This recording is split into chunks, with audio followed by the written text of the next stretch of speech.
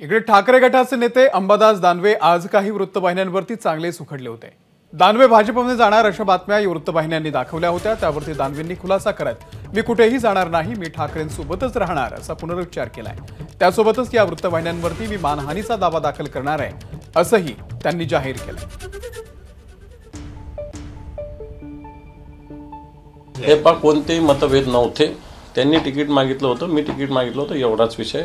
Ticket जर 2 जणांनी 3 जणांनी मागितलं म्हणजे मतभेद असतं नाही। खैरे साहेब आमच्या पक्षाचे ज्येष्ठ नेते, संभाजीनगर जिल्ह्याचे ते पालक आहे। आम्ही सगळे तरुण कार्यकर्त्यांना सांभाळण्याचं काम त्यांनी सातत्यानं केलेलं आहे आणि आजही आम्ही त्यांच्या नेतृत्वाखाली संभाजीनगरात काम करतो। कोणती ऑफर नाही, मला ऑफर येण्याचा प्रश्न येत नाही। महायुतीला उमेदवार सापडत नाही, महायुतीमध्ये आमच्याशी भिडण्याची ताकद नाही संभाजीनगर, एवढं तुम्हाला स्पष्ट सांगतो। त्यामुळे मी पक्षाचा शिस्तबद्ध शिवसैनिक आहे। विषय संपलेला आहे। उद्धवजी ठाकरे साहेबांच्या नेतृत्वाखाली संभाजीनगरात असो की महाराष्ट्रात असो आम्ही ताकदीनं काम करणार आणि शिवसेनेला 100% यश मिळवून देण्यासाठी आम्ही काम करणार।